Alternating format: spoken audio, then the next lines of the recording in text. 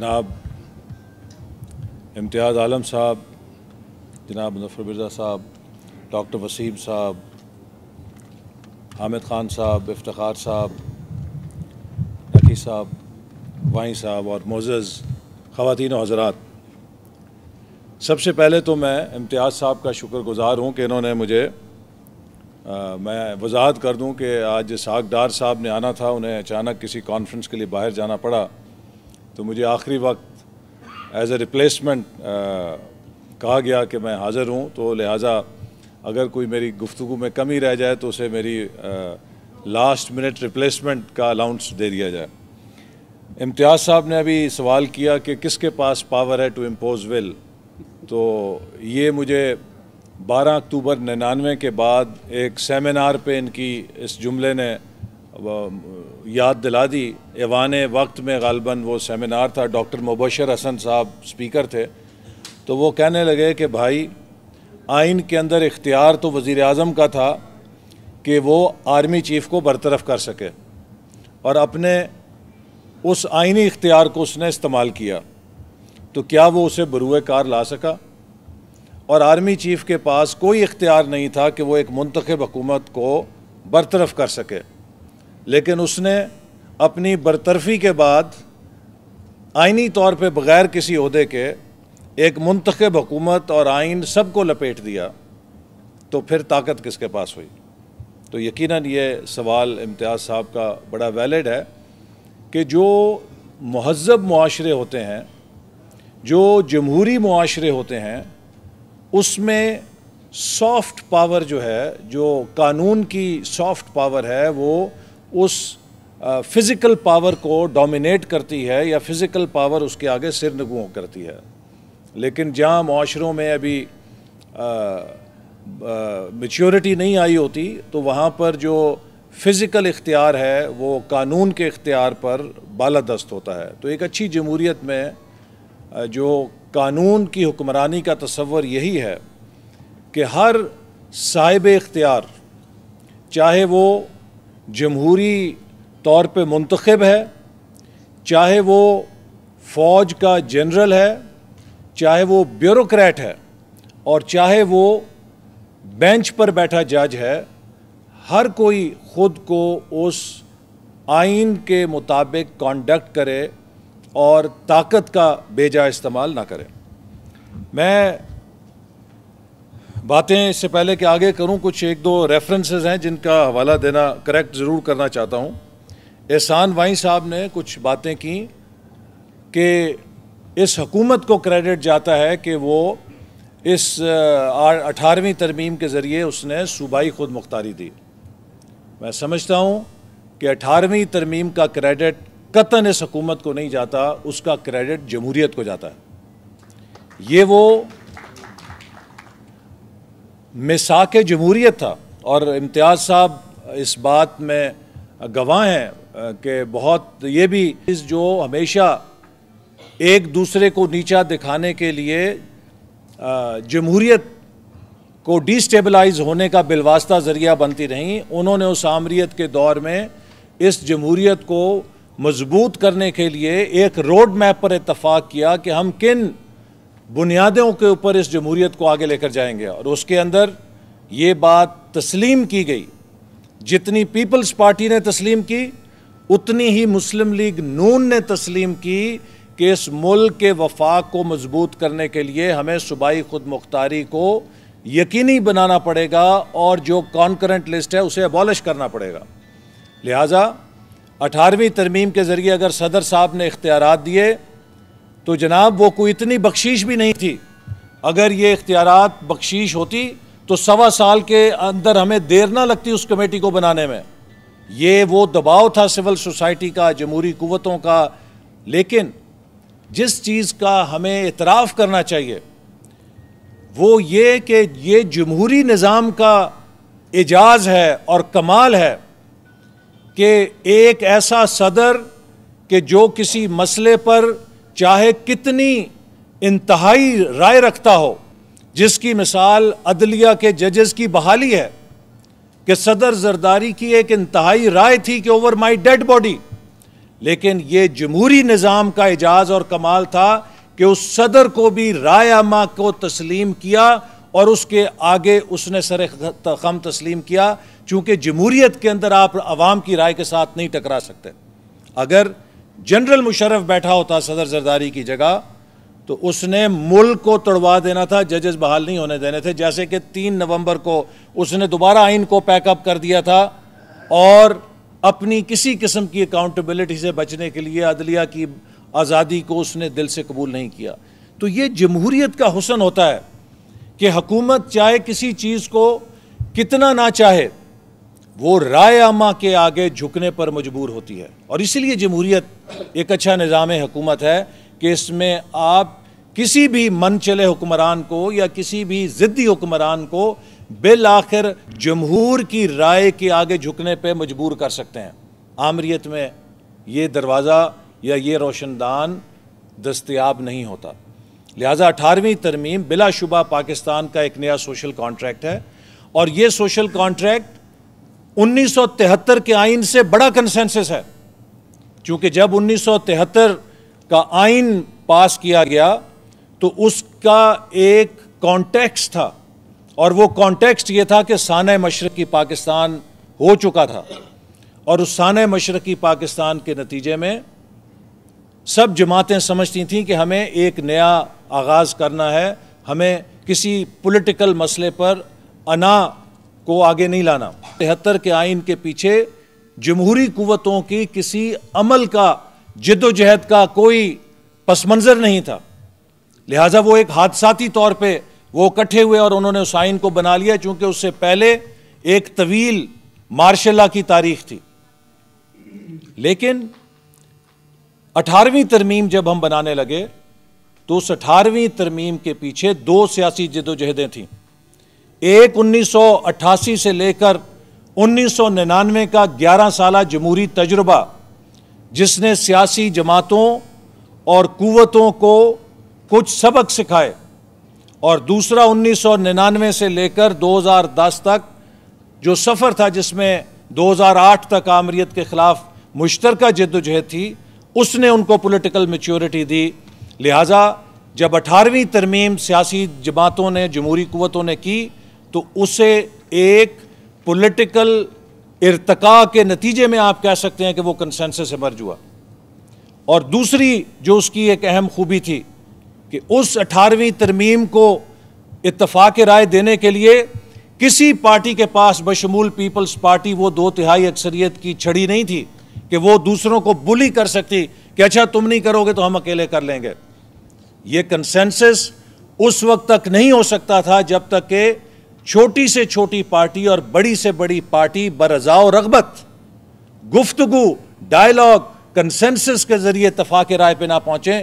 कोई अपने हाथ में ये ताकत नहीं रखता था। लिहाजा ये एक बहुत बड़ा मार्का था कि पाकिस्तान की secular, religious, regional, national parties जिनमें किसी के पास फैसला कुन ताकत नहीं थी वो सब यकजा हो गए। तो इस हवाले से मैं 18वीं तरमीम को 1973 से भी बड़ा एक सोशल कॉन्ट्रैक्ट समझता हूँ। फिर ये भी कहा गया कि जी उसमें कुछ आमिर के दौर के कवानीन हैं। मैं ये बात वाज़े कर देना चाहता हूँ कि पाकिस्तान के मौजूदा आइन में कोई आमरीत का कानून इसलिए नहीं रह गया क्योंकि 18वीं तरमीम ने इस आइन की हर शिक को शिकवार गौर करके बरज़ाओ रग़बत उस पर मोहर लगाई है। Now the present constitution of Pakistan represents the political consensus of all the political forces. इसमें अब वो कोई नहीं रहेगी कि किसी की ये है कि नहीं है। लिहाजा अब अगर ये आइन इस शक्ल में है तो इसके पीछे एक पूरा पॉलिटिकल कंसेंसस है। इस बात को भी हमें पेश नज़र रखना चाहिए। अब मैं आपको अर्ज़ करना चाहूँगा कि ये जो मौजू है बड़ा अहम और बेहद हमारे मुस्तकबिल के हवाले से दिलचस्प भी है। हम अक्सर अपने मुल्क के मामलात और प्रेस के अंदर मैं इस बात को समझता हूँ कि बड़ी ज़िम्मेदारी है कि लोगों के सामने पेश करें। हमें जो आज मसाइल दरपेश हैं इनमें से कोई एक मसला ऐसा नहीं कि जो आज हम तारीख़ के अंदर तन्हा सामना कर रहे हैं। मुआशरे जब तारीख के अंदर आगे जाते हैं, आमरीत से जब जमहूरियत की तरफ जाते हैं, जब ट्रांजिशन होती है, तो उस इर्तिका में ये तमाम मसाइल का सामना हर कौम ने, हर मुल्क ने किसी ना किसी दर्जे में किया है। लिहाजा पाकिस्तान इज़ ऑल्सो, बिल्कुल ठीक कहा इम्तियाज़ साहब ने भी और डॉक्टर वसीम साहब ने भी, कि we are going through a transition. और इस ट्रांजिशन का सबसे जो मुश्किल पहलू ये होता है कि जो post martial law democratic period होता है वो सबसे मुश्किल होता है, इसलिए कि उस आमरीत के अंदर वो तमाम इंस्टीट्यूशनल फाउंडेशंस जो एक कामयाब जमहूरियत को चलाने के लिए दरकार होती हैं, उनकी बुनियादों को खोखला कर दिया जाता है। जो जमहूरी निज़ाम आमरीत के फ़ौरन बाद आता है वो एक बहुत कमज़ोर बुनियाद के ऊपर आता है, क्योंकि जमहूरियत के लिए आपको जिन इंस्टीट्यूशनल पिलर्स की ज़रूरत होती है वो तमाम ख़त्म कर दिए गए होते हैं। तो आपको एक और नई एवोल्यूशन से गुजरना पड़ता है, एक और स्ट्रगल से गुजरना पड़ता है कि उन बुनियादों को रिकन्स्ट्रक्ट करें। और जब आप उन बुनियादों को रिकन्स्ट्रक्ट करते हैं, हर पिलर अपने लिए उसमें वज़न बना रहा होता है। आज पाकिस्तान भी उस इर्तिका से गुजर रहा है जिसमें रवायती जो एग्जेक्टिव, जुडिशरी और पार्लियामेंट के ताकत के मरकज़ थे, उसमें मीडिया भी एक नया मरकज़ है। और इस आज़ादी के साथ हर इदारा अपने लिए स्पेस क्रिएट कर रहा है और चाहता है कि वो ज़्यादा से ज़्यादा स्पेस क्रिएट करे। जैसे कि जब आपने अगर वो 3 या 4 गुब्बारों को बंद कर दिया हो, हवा निकाल दी हो, और जब उसमें आप दोबारा हवा भरने लगते हैं तो हर इदारा वैक्यूम तो नहीं है, वो अपने लिए हवा बना रहा होता है। तो ज़रूरत इस बात की थी कि जहाँ जुडिशरी अपने लिए एक नया रोल डिफ़ाइन कर रही है, मीडिया अपने लिए एक नया रोल डिफ़ाइन कर रहा है, पार्लियामेंट को जो रोल डिफ़ाइन करना था उसके अंदर भी हमें कंसेंसस को हर कीमत के ऊपर मेंटेन करना चाहिए था। हम सब पार्लियामेंट की बालादस्ती के कायल हैं, उस पर कोई दो राय नहीं रखते। लेकिन मुझे बताइए कि जब 2 मई का वाक़या हुआ एबटाबाद का और मुस्लिम लीग नून ने पार्लियामेंट के अंदर खड़े होकर एहतसाब का सवाल उठाया कि जनाब हमारी इंट्रूजन भी हुई है और ये भी हमारा हक है कि हम जानें कि अगर ये सारे लोग यहाँ इतने सालों से रह रहे थे तो इस ब्रीच का जिम्मेदार कौन है, इसका बेलाग एहतसाब होना चाहिए। तो जनाब ये चीफ जस्टिस साहब ने लाड़काना में खड़े होकर तकरीर नहीं की थी कि नवाज शरीफ साहब फौज के खिलाफ तकरीरें कर रहे हैं। ये चीफ जस्टिस ने नहीं कहा था कि मुस्लिम लीग नून इस मुल्क के मुसल्ला इदारों को कमज़ोर करना चाहती है इस एहतसाब का मुतालबा करके, जबकि उस वक्त पार्लियामेंट की मुत्तफ़िका करारदाद थी। हुकूमत का फ़र्ज़ था कि उस पार्लियामेंट की मुत्तफ़िका करारदाद पर अमल करके पार्लियामेंट को मजबूत करती। अदलिया ने तो कमज़ोर नहीं किया था उस पार्लियामेंट के इत्तफ़ाक़ राय को। इसी तरह 2008 में अगर पार्लियामेंट ने इत्तफ़ाक़ राय के ज़रिए वॉर अगेंस्ट टेरर के लिए एक फ्रेमवर्क मुकर्रर किया तो क्यों नहीं उस पर अमल दरामद किया गया? अगर नेशनल सिक्योरिटी की कमेटी जो पार्लियामेंट की थी उसने इत्तफ़ाक़ राय से एक फ्रेमवर्क बनाया तो किसने रुकावट डाली उस पर अमल दरामद करने के लिए? यकीनन हम किसी को इजाज़त नहीं देंगे कि वो पार्लियामेंट के डोमेन में मुदाखलत करे, क्योंकि पार्लियामेंट की बालादस्ती का जो तस्वर है उसके लिए इस कौम ने बहुत कुर्बानियाँ दी हैं।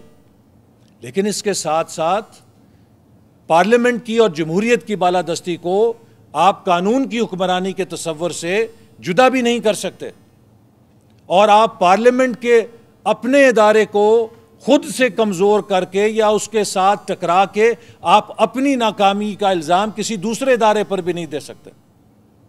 फिर आज बहुत बहस है एनआरओ के हवाले से, और शायद आज का क्राइसिस जो है उसे कहा जाता है कि एनआरओ उसकी एक ज़रिया बना है। तो हम इस पूरे पस मंज़र की तारीख को भी पेश नज़र रखें। क्या ये दुरुस्त नहीं है कि तकरीबन अक्टूबर की 5 तारीख थी 2007 जब एनआरओ दिया गया, और उसका पस मंज़र ये था कि एक अंडरस्टैंडिंग की गई जनरल मुशर्रफ से जब तमाम अपोजिशन पार्टीज़ ने फैसला किया कि हम बावरदी सदर के ख़िलाफ़ पार्लियामेंट से इस्तीफ़ा दे देंगे। क्यों नहीं उस वक्त इस्तीफ़ा दिया गया तमाम अपोजिशन पार्टीज़ के साथ? अगर वो इस्तीफ़ा दे दिया जाता तो वो बावरदी सदर उसी वक्त इस मुल्क से भाग जाता, लेकिन उसके एवज़ एनआरओ किया गया। फिर उस एनआरओ के नतीजे में उस पार्लियामेंट के अंदर बैठकर इनडायरेक्टली लेजिटिमेसी दी गई उस इलेक्शन को, और 3 दिन के अंदर उस एनआरओ को चैलेंज किया गया, जिसमें हमारी जमात भी है चूंकि हम उससे इख्तलाफ रखते थे। और फिर उसके बाद जब अदलिया ने फैसला दिया उस पूरे इंतखाबी अमल के हवाले से जो एनआरओ के नतीजे में मारज़ वजूद में आया था, तो 3 नवंबर की एमरजेंसी लगा के अदलिया को पैकअप कर दिया गया। और फिर जब तहरीक चली, जद्दोजहद चली, अदलिया बहाल हुई और फिर वो केस दोबारा अदलिया के सामने आया, तो उसमें पहला मौका तो पार्लियामेंट को दिया गया कि आप जाइए, अगर ये कानून इतना ज़रूरी है तो 90 दिन के अंदर इसको पार्लियामेंट से आप मंजूर करवा लें, इसको लीगलाइज करा लें, किसी को इतराज़ नहीं होगा। तो 90 दिनों के अंदर आज वही अल्ताफ भाई जो कहते हैं कि मैं किसी को एनआरओ पे इश्काल है तो मुझसे बहस कर लें, मैं वो इश्काल दूर कर दूंगा, उन्होंने ही फरमाया था कि ये ब्लैक लॉ है। और जब वो मेजॉरिटी हुकूमत से ख़त्म हो गई तो वो 90 दिन में उसको पार्लियामेंट से इनेक्ट नहीं करा सके। और फिर जब हुकूमत अदालत के सामने गई, अदालत ने, मुझे याद है, पूछा था हुकूमत के अटॉर्नी जनरल से कि क्या आप इस कानून को अपोज करते हैं, और कहा जी हम अपोज नहीं करते। अदालत ने यह सवाल भी किया था क्या आप इसके नताइज और कॉन्सिक्वेंसेस समझते हैं, और कहा था जी हम इसके कॉन्सिक्वेंसेस भी समझते हैं, फिर भी हम अपोज नहीं करते। और उसके बाद फिर गालबन दिसंबर में जाके जब फैसला आ गया और उसे करार दे दिया गया, तो ये शायद दुरुस्त नहीं है कि 2010 और 11 में इसके ऊपर खामोशी रही। 2010 और 11 के अंदर जो हुकूमत के वो पीएचडी डॉक्टर्स थे कि जो मुकदमात को इल्तवा करने की डॉक्टरेट रखते हैं जाली किस्म की, उन्होंने पूरे 2 सालों में इन मुकदमात को कानूनी मोशगाफियों और अदालती जंगों के अंदर उलझाए रखा। लेकिन हम ये बात भी मत भूलें कि इस अदलिया के साथ कुछ लोगों की तवक्कुआत हैं, चूंकि ये वो अदलिया है।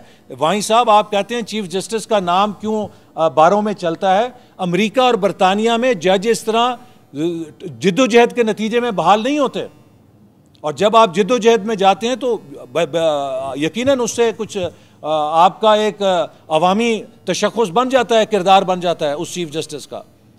तो लिहाजा ये मैं इसको नफ़ी नहीं करता उस थीसिस को, लेकिन मैं जहाँ पर इस बात के साथ इत्तफाक करता हूँ कि हम किसी एक्स्ट्रा कॉन्स्टिट्यूशनल अनइलेक्टेड इदारे को वो फंक्शंस नहीं दे सकते कि जो पार्लियामेंट के फंक्शंस हैं। मैं इसके ऊपर 400% एक इत्तेकाद रखता हूँ बैसियत जमहूरी कारकुन, लेकिन मैं साथ ये भी कहना चाहता हूँ कि हम किसी भी जमहूरी अप्रोच या डॉक्ट्रिन के अंदर उस इम्बैलेंस को भी नहीं ला सकते कि जिसमें जमहूरियत कुछ अनासिर के बैलेंस का नाम है। देखिए जमहूरियत क्यों आती है? जमहूरियत आती है बुनियादी तौर पर एक मुतबादल के, जो तारीख में हर मुल्क की ज़रूरत रही है कि एवरी कंट्री और nation exercises its accumulates its power through some system. एक नेशनल पावर का जो तस्वर है तारीख में, उसको बरूए कार लाने के लिए आपको एक दाखिली निज़ाम चाहिए होता है। कभी वो बादशाहत के ज़रिए होता है, कभी वो डिक्टेटरशिप के ज़रिए होता है, और कभी वो जमहूरियत के ज़रिए होता है। और जमहूरियत क्यों आला और अरफा निज़ाम है? चूँकि जमहूरियत के अंदर या किसी भी निज़ाम के अंदर मेरे नज़दीक एक जमहूरियत का मकसद है कि वो एक मुल्क को ज़्यादा तंदुरुस्ती, तवानाई और इस्तेहकाम दे। और उसके क्या एलिमेंट्स हैं? आज की दुनिया में नेशनल पावर की सबसे बड़ी डेफिनेशन इकोनॉमिक पावर है।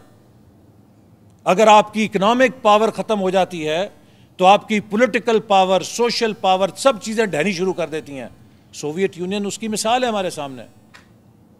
इस दूसरा जो सोशल सॉलिडारिटी, एक जमहूरी निज़ाम या सियासी निज़ाम इकोनॉमिक पावर देने के साथ सोशल स्ट्रेंथ लेकर आए उस मुल्क और माशरे में, समाजी हम आहंगी पैदा करे, जो सोशल कॉन्फ्लिक्ट्स हैं उनको चैनलाइज करके एक हारमोनियस सोसाइटी बनाए, टॉलरेंस लेकर आए। ये उसकी दूसरी हैसियत है मेरे नज़दीक।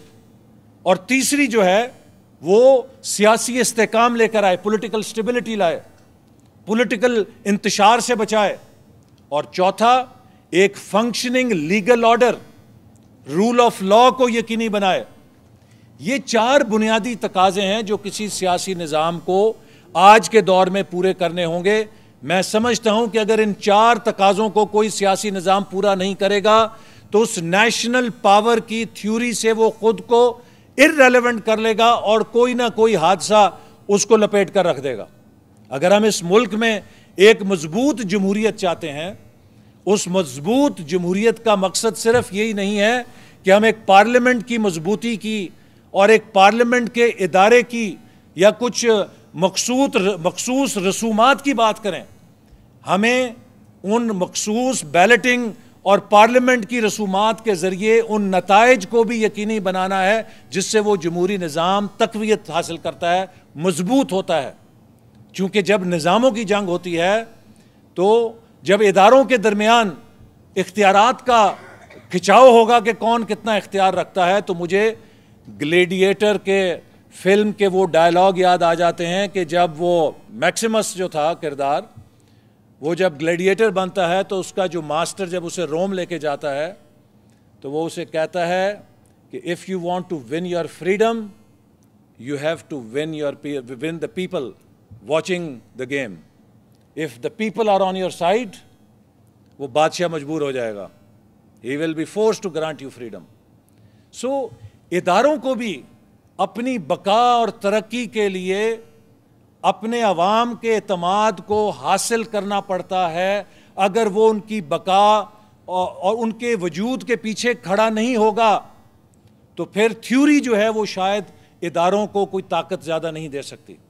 तारीख़ के अंदर इदारे तक़वियत पाते हैं अवाम की ताकत से, अवाम के एतमाद से, और अवाम का एतमाद पैदा होता है उन्हीं 4 इंडिकेटर्स के ऊपर कि जब जमहूरियत के ज़रिए हम इक़्तिसादी ताकत पैदा करते हैं, जमहूरियत के ज़रिए हम समाजी हम आहंगी पैदा करते हैं, जब जमहूरियत के ज़रिए हम सियासी इस्तेहकाम पैदा करते हैं और जब हम जमहूरियत के ज़रिए कानून की हुक्मरानी की अमलदारी को दिखाते हैं, तो इससे जमहूरियत तवाना होती है।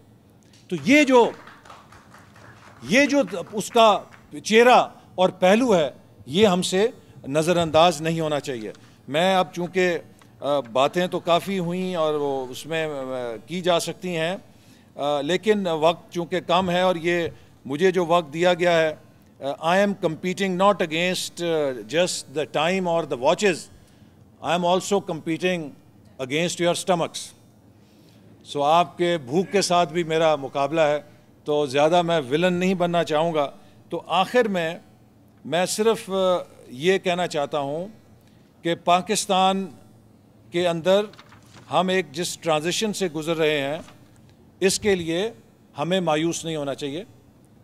2 किस्म के फैक्टर्स होते हैं, वेदर फैक्टर्स और क्लाइमेट फैक्टर्स। हमारे वेदर फैक्टर्स जमहूरियत के बड़े ब्लीक हैं। Weather factors are function of any regime, and regime is not same as democracy or is not same as any system. You can have a good regime, you can have a bad regime. You can have a well-performing regime, you can have a poor-performing regime.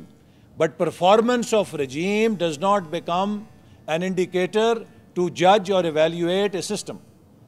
जैसे कि आपके एक बुरे मौसम का patch आएगा, 10 दिन के लिए लाहौर पे मुसलसल बारिश हो, जल थल हो जाएगी, हर मोहल्ला डूब जाएगा, लेकिन उसका ये मतलब नहीं है कि हम सब तबाह हो गए। 11वें दिन जब सूरज निकलेगा, रिकन्स्ट्रक्शन होगी, life will be back to normal. ख़राबी तब होती है कि जब कोई बारिश 10 दिन की क्लाइमेटिक फैक्टर्स की तबाही की वजह से आए, because then that becomes a repetitive process. वो एक रेपिटेटिव प्रोसेस बन जाएगा, बार बार वो उसका आना एक तसलसल बन जाएगा और वो तबाही लेकर आएगा। Pakistan is a country where while all the weather factors look bleak, in my view all the climatic factors look very positive. देखिए, सबसे बड़ा जो पॉजिटिव क्लाइमेटिक फैक्टर है वो ये है कि पाकिस्तान की सियासी जमातों में इतनी बलूगत आ गई है, पाकिस्तान की सिविल सोसाइटी में इतनी बलूगत आ गई है कि उनमें यकसुई है कि हम आपस में लड़ेंगे लेकिन किसी गैर जमहूरी कुव्वत को मौका नहीं देंगे कि वो आके जमहूरी निज़ाम को डिसरप्ट करे। This is a very positive sign. आज पाकिस्तान में मुझे कोई सियासी कुव्वत ऐसी नज़र नहीं आती मेजर मेन स्ट्रीम में जो ये कहे कि हम इस लड़ाई का मंतकी अंजाम एक फौजी मुदाखलत देखना चाहते हैं। This is a very positive climatic change. Number 2, जो मुमाशरे तबाह होते हैं, इनारकी लाते हैं, वहाँ पर कॉन्स्टिट्यूशनल इनारकी होती है। हमने मुश्किल से मुश्किल फैसले इत्तफाक राय से करके, बदतरीन लड़ाई के अंदर भी इत्तफाक राय करके ये साबित किया है कि जहाँ इस मुल्क का जमहूरियत का मफाद होगा, हम फिर मिलकर काम करने की सलाहियत रखते हैं। Competition and collaboration can work simultaneously for democracy. एक बिजनेस का भी जो कामयाब मॉडल होता है किसी इंडस्ट्री का, उसमें वो ये कहते हैं कि वो इंडस्ट्री थ्राइव करती है जिसके players can simultaneously compete and collaborate. So आज जमहूरियत के अंदर भी while we are competing, we have also shown the ability to collaborate on common agenda for the good of the system and for the good of the people. This is a very positive climatic factor. Number 3, इस climatic factor ये भी positive है कि आज पाकिस्तान के अंदर हम सब इस पर इत्तफाक राय कर चुके हैं कि Pakistan as a state needs zero conflict. We need to have peace with Afghanistan and we need to have peace with India. ये भी एक कंसेंसस हो चुका है आज हमारे मुल्क के अंदर। कोई जंगजुई डॉक्ट्रिन की कोई हमायत नहीं कर रहा। ये एक बहुत बड़ी, मैं समझता हूँ, क्लाइमेटिक चेंज है जो इस मुल्क के अंदर आई है। चौथी, इस मुल्क में बहरहाल रूल ऑफ लॉ और जो इंडिपेंडेंस ऑफ जुडिशरी है, मेरी राय है कि वो भी असेंडेंसी के ऊपर है। कोई उसे कह सकता है ज़्यादा है, लेकिन मैं समझता हूं कि वो पॉजिटिव है। पाकिस्तान की तारीख में कब हमारी अदालतों के पास इतनी ताकत थी कि वो पाकिस्तान की खुफिया एजेंसियों को तलब करके वो मिसिंग पर्सन्स बरामद करें कि जो इससे पहले जब गायब होते थे तो कोई बता नहीं सकता था कि उन्हें आसमान उठा के ले गया या ज़मीन निगल कर ले गई है। This is a positive direction कि आज इदारों को ये एहसास हो रहा है कि वो भी जवाबदेह हैं। To me, this is a positive thing. Chhathi, we have a positive movement on freedom of expression. चाहे किसी ने सलीम शहजाद को मारा, चाहे किसी ने और सहाफ़ियों को मारा, लेकिन किसी ऐसी कत्ल से मीडिया की आज़ादी की जद्दोजहद का पहिया पीछे को नहीं गया, बल्कि मज़ीद आगे गया। सोसाइटी ज़्यादा यकसू हुई।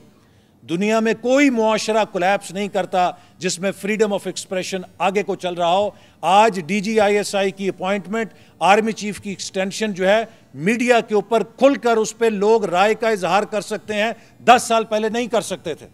आज हमारे तमाम खुफिया गोशे मीडिया की बहस में बेनकाब हो रहे हैं। ये एक पॉजिटिव ट्रैजेक्टरी है जो हमारे मुआशरे के लिए है।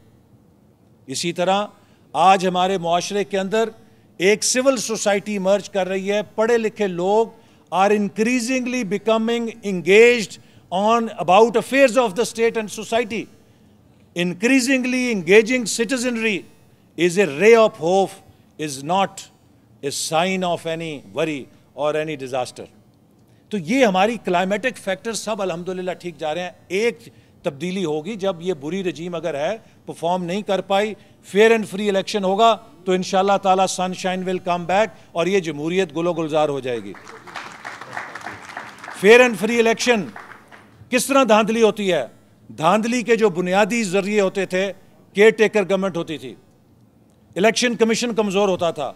20वीं तरमीम के जरिए हमने फुल प्रूफ निज़ाम बना दिया है कि कोई उसको सेबोटाज भी नहीं कर सकता और हुकूमत के ऊपर एक मजबूरी है कि अगर वो इत्तफाक राय ऑपोजिशन से नहीं करेगी तो हुकूमत का इनिशिएटिव भी उसके हाथ से निकल के कहीं और चला जाएगा। लिहाजा एक फुल प्रूफ निज़ाम है फेयर एंड फ्री इलेक्शन के लिए, न्यूट्रल केयर टेकर गवर्नमेंट का और चीफ इलेक्शन कमिश्नर की अपॉइंटमेंट का।